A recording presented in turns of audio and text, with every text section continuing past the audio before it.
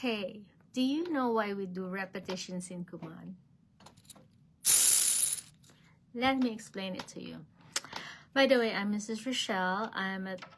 I've been teaching and tutoring for years. I'm a learner myself, and I help students not just pass their tests or get A's, but to actually understand how learning works and help build a solid foundation. Well, it's way past midnight already, and my brain is running 100 miles per hour still. Okay, and to address that question, why do we give a lot of repetitions in Kumon? I own a Kumon Math and Reading Learning Center, by the way, and I've encountered a lot of questions regarding repetition of worksheets in Kumon. And here's why, okay? The reason why we do repetitions in Kumon is not to annoy your child, our students, or to extend their stay in the Kumon program, but to actually first build mastery of concepts and of course to help with their thinking process. Let's go back to the functions of our brain. And if you've watched I think I have one video before about the brain. Our brain's main function is to address the involuntary systems of our body, and one of the functions of our brain is also to think. Now, our thinking system is quite limited, and there are three processes that's happening in our brain, and this is from, I've read it from Daniel Willingham's book. I think Willingham is his name. All right, yes. So in his book, he says that there's a mind model. So our thinking process happens in three ways. First is the environment, and then there's the working memory. No, I'm gonna use this as the working memory.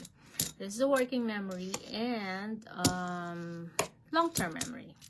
Okay, now let's break each one down. The environment is what's right in front of our students. So yeah, I have a lot of students. So the environment is like your, this could be a math worksheet or a story that your student is reading, or your teacher giving instructions, or probably a test. Okay, that's your environment. That is the starting point of the thinking process.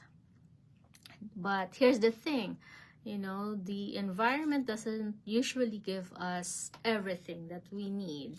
It gives us only a piece of the puzzle, and the rest then you'll have to supply from your own mind. Now, next thing is this, the working memory. So the working memory is our conscious mind.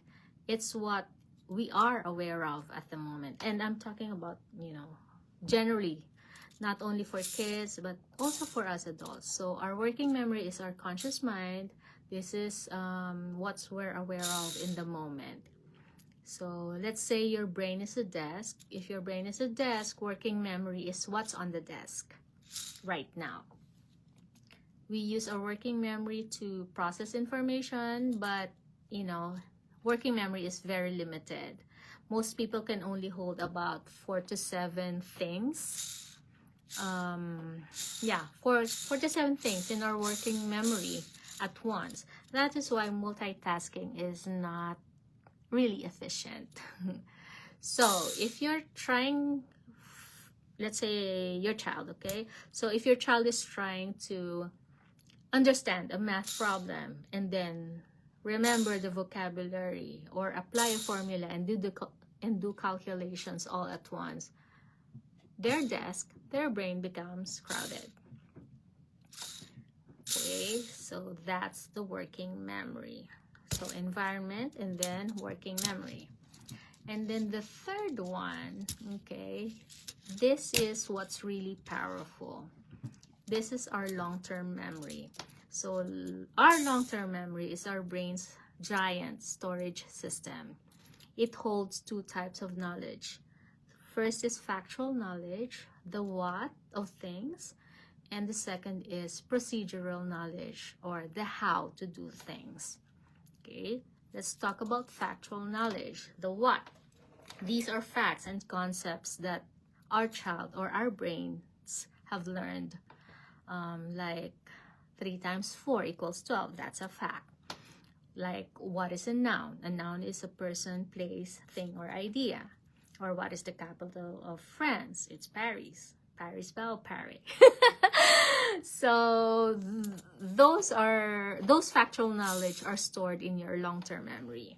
And then next is the procedural knowledge, or the how to do things. This is how you do something mentally. For example, how to multiply fractions, how to sound out a how to sound out a tough word, or how to find the main idea in a story. Okay, so procedural knowledge helps us solve problems. It's like our, it's like our brain's personal how-to guide. Okay, so now we're gonna put this all together. We're gonna connect them all together. Thinking happens when your brain, when you combine information from the environment and from the long-term memory. Oh, it's not working. So from the environment and then from the long-term memory, you combine them inside your working memory.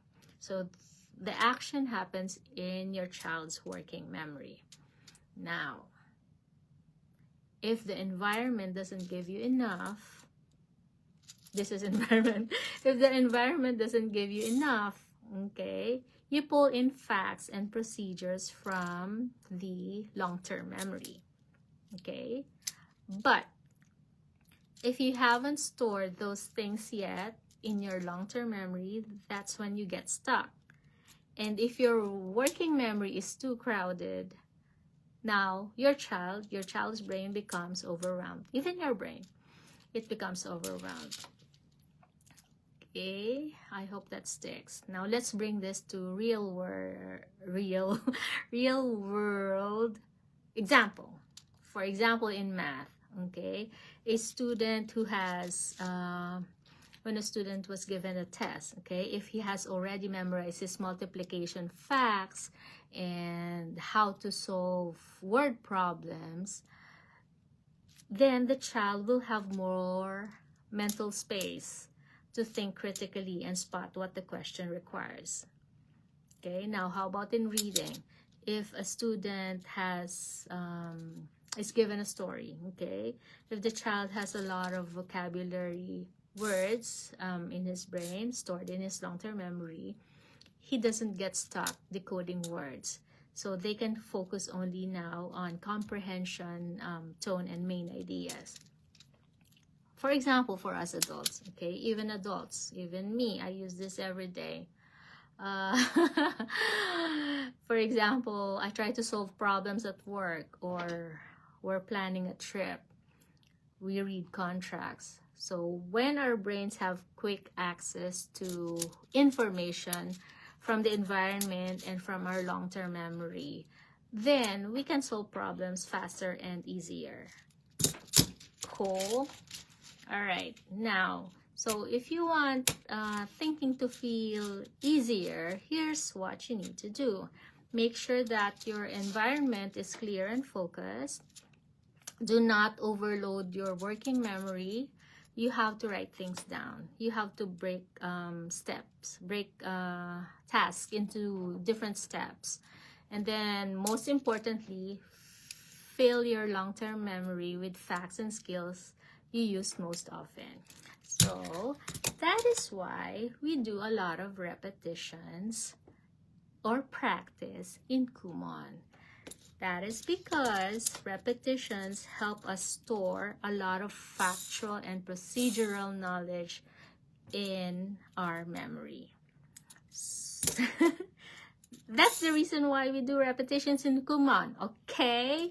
So don't fight with me about it. I'm helping your child develop that solid mastery of especially for math, the basic 4 concepts, so that they can just focus more on calculating and answering the problems.